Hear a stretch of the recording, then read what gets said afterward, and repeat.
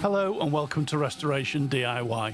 In this episode, I'll be making a footed bowl from a piece of yew, casting 3 colour epoxy resin, topped off with a segmented rim. So without further ado, let's get into it. We begin with a piece of yew, cutting it down to size. This is a fairly large piece of timber, so I'll be using a bigger casting bucket, so there wasn't a lot of trimming to do.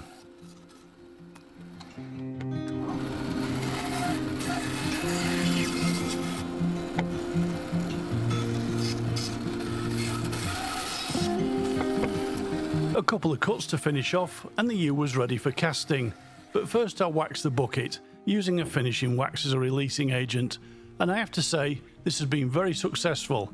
I've used other products, but this seems to do the best job.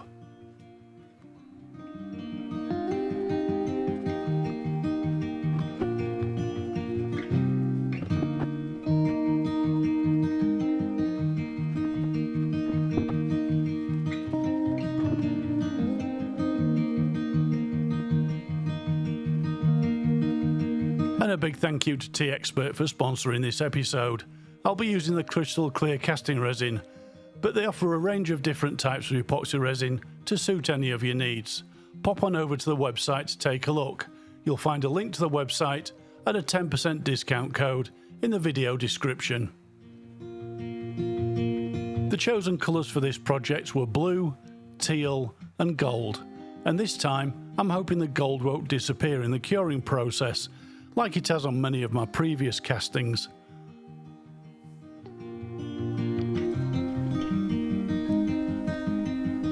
With a good amount of mica powder added to each of the 6 batches, I mixed each one for around 2 minutes, or until the colour stops streaking.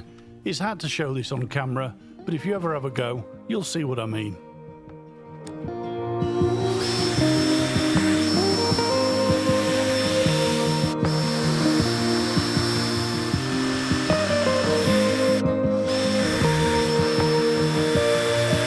Once all 6 were mixed, I left them to pre-cure, and when they began to gel, I poured them into the casting.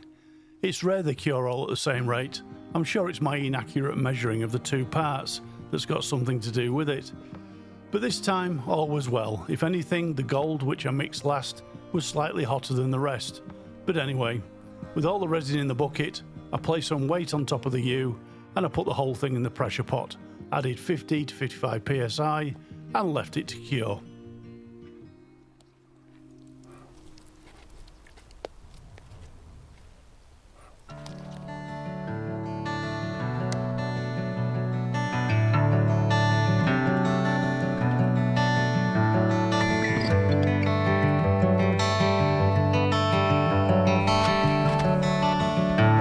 It's 2 days later and the casting looks good. Once again, I'd been hoping for some or a lot of thermal cracking, but there wasn't any. And also, I'd forgotten to prime the timber with epoxy, so it was good to see there wasn't any big voids in the side of the casting.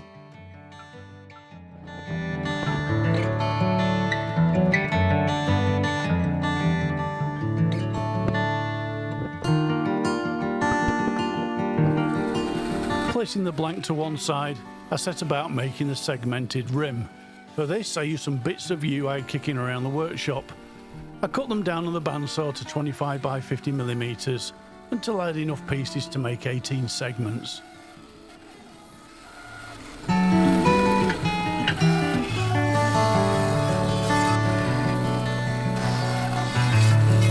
Then it was over to the table saw to cut the segments, each one cut to a 10-degree angle.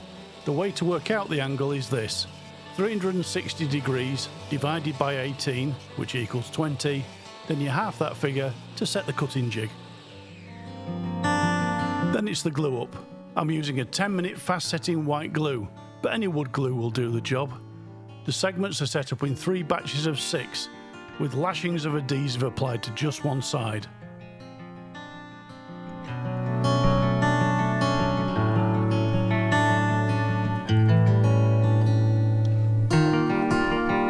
I'm using copious amounts of glue is because it's end grain, and I've had a few of these rings come apart on the lathe, so extra glue it is.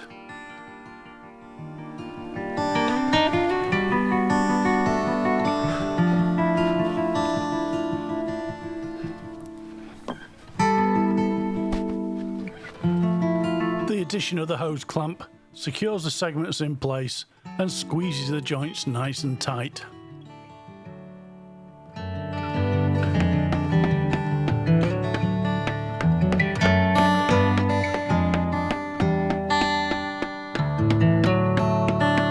It's the next day. I added the weights to keep it flat overnight, but with those and the hose clamp removed, the ring is ready to be sanded to get a level gluing surface.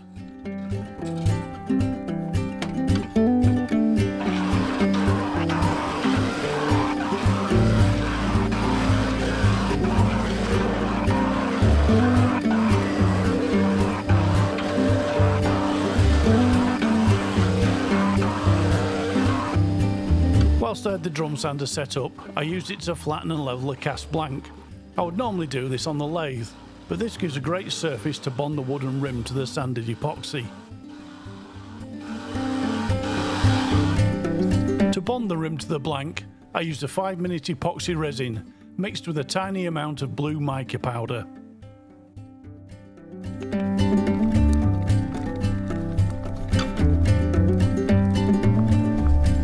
Once it was mixed, I spread a thin layer around the edge of the blank, making sure not to leave any voids or bubbles. Then I placed the heavy cast blank on top of the rim. I measured around the edge to centre it and left it to cure.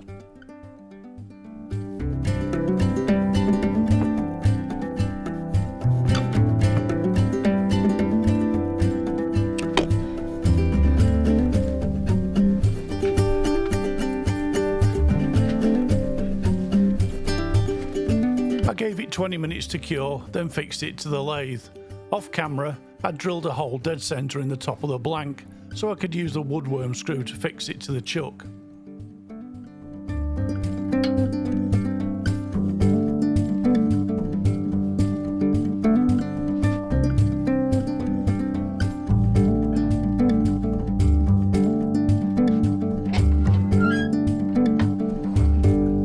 The tailstock pinned the blank in place and kept it centred and secured, and so with that done, I could start the shaping.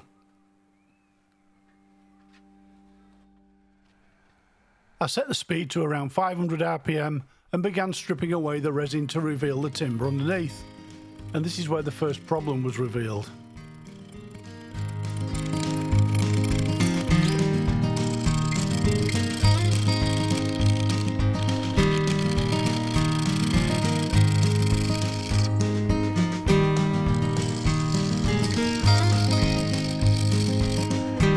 When the lathe stopped, I could see a series of voids which had been hidden just under the surface. I was tempted to go ahead and fill them with coloured fast-setting epoxy resin, but there was still a long way to go, and with any luck, most of the damage would be cut away.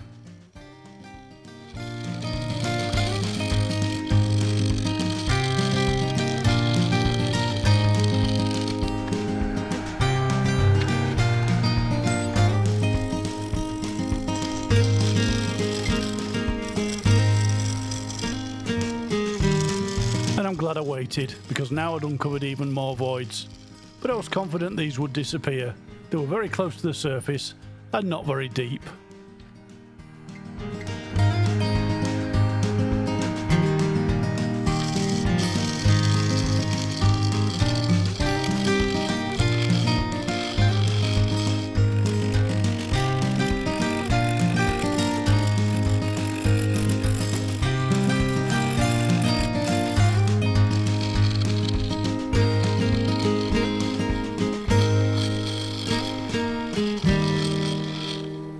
As you can see, most of the voids have gone or are very close to being turned out.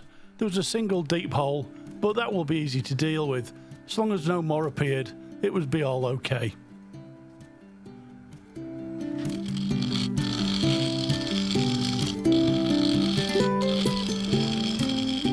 As soon as I saw the cast blank, I knew this would be a footed bowl, though I have to admit the segmented rim was a bit of an afterthought.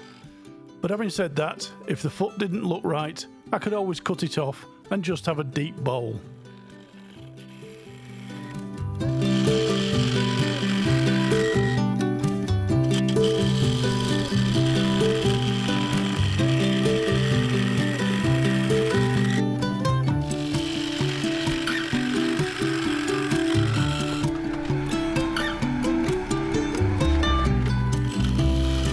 making the first few cuts to form the cutout, I reduced the diameter of the foot.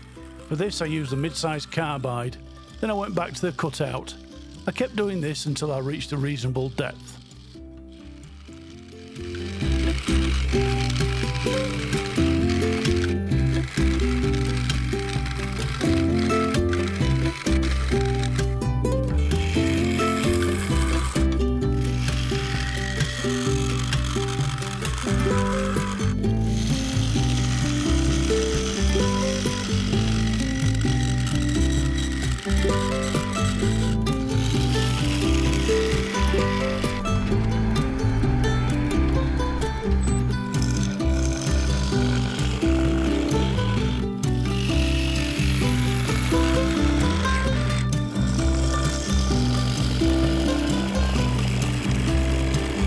The shape was coming together nicely, so I began thinking about the finer detail. I liked the sharp transition between the side and the cutout, but there was a bit of damage from an unintentional gouge strike which needed some attention, and so I added a soft curve, and I think that looked better.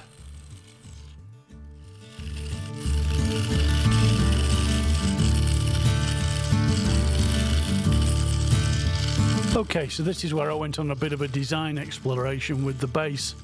I always keep it simple, and this time I thought I'd add a recess. For a start it looked promising, so I continued refining the overall shape.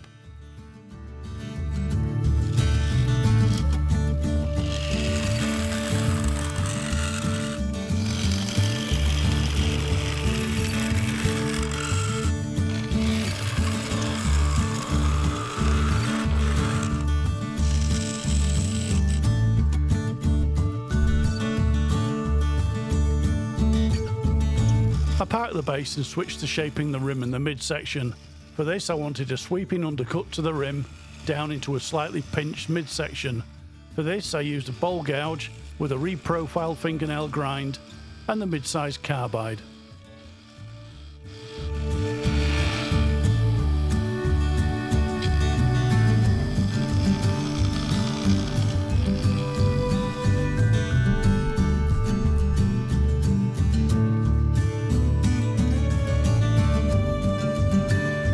It was all going quite well.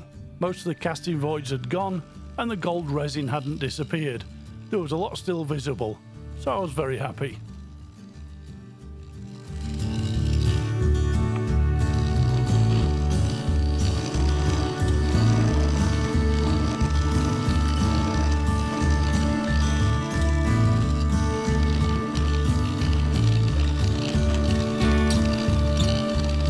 It was only when I got to editing the footage I found out I'd had some technical errors. Some of the clips were corrupted or just missing. Not a massive amount, but as you can see, the base goes from being one shape to another in the blink of an eye.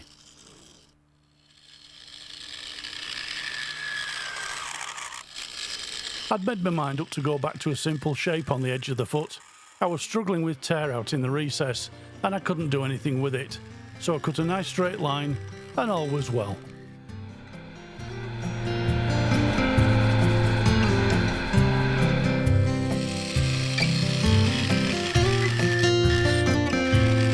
Apart from some fine tuning, the outer surface was mostly done, so the next thing to do was cut a mortise in the base.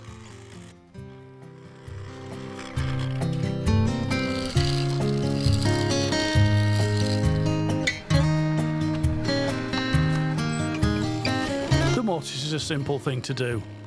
Using a 1/4 inch parting tool to cut down to a depth of around 1/4 inch or 6mm, then a dovetail tool or a skew chisel to cut the dovetail, then a bit of cleanup and it's done.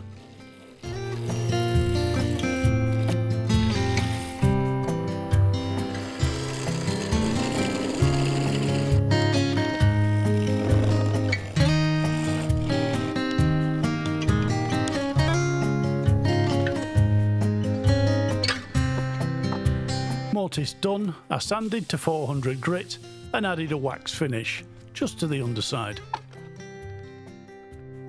For the rest of the turning, the bowl was fixed on a 4-jaw chuck and turned around so I could hollow out the centre.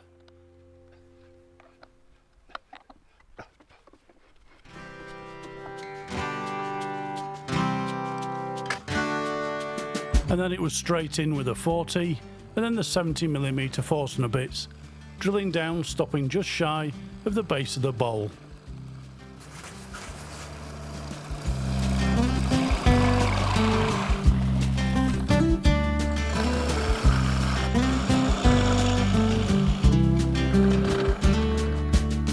The tailstock was just long enough to reach in and support the workpiece whilst I removed the majority of the waste material.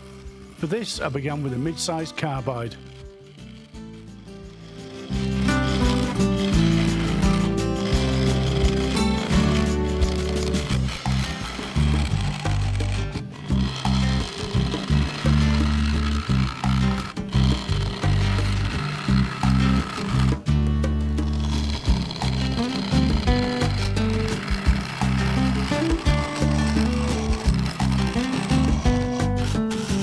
More confident, I couldn't resist breaking out the side cutting scraper, and in no time at all, I was close to the required thickness for the side of the bowl.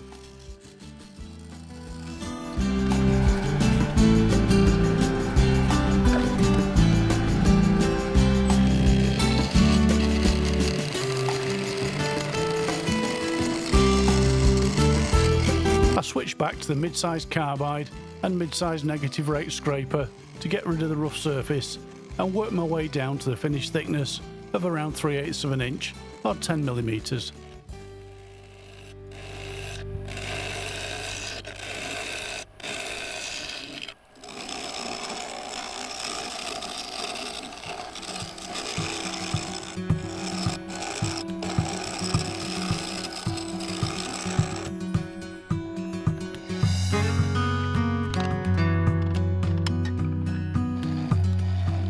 And with the tailstock out of the way, I blended and faired the surface with a large negative rate scraper.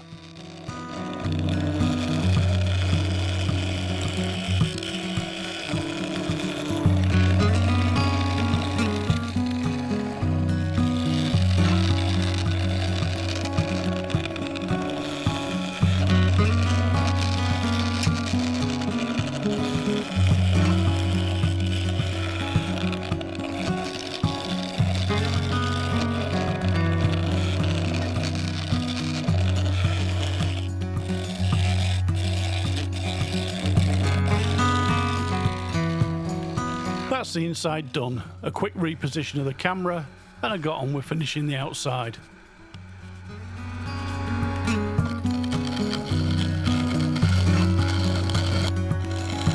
The rim needed a bit of tweaking to square up the edge, then I moved on to the midsection, using black super glue to fill a void.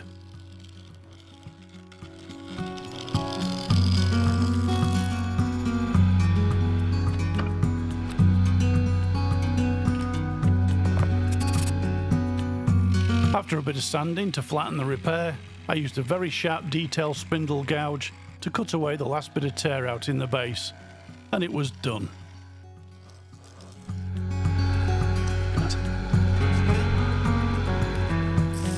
I sanded inside and out from 80 to 600 grit, then continued up to 3000 grit, concentrating on the resin midsection.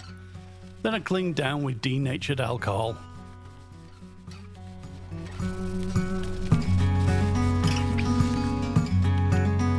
This was followed with 2 liberal coats of sanding sealer, each one denibbed with a non-abrasive Scotch pad.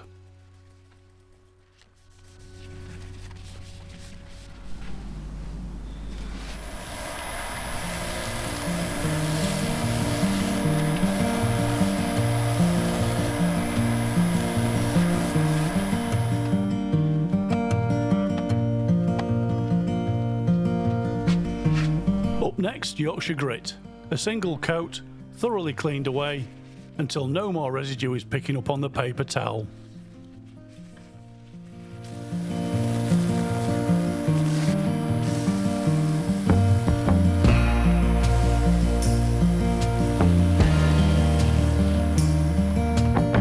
Then the resin polishing. First, Mercapole Shine 10. A single coat, cleaned away, ready for the next stage.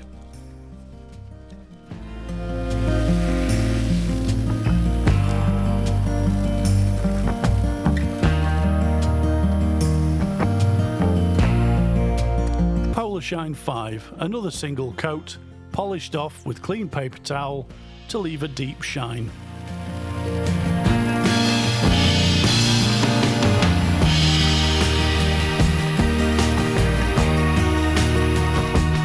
And to finish, Hampshire Sheen Gloss Finishing Wax, 2 coats, buffed to seal and protect the surface.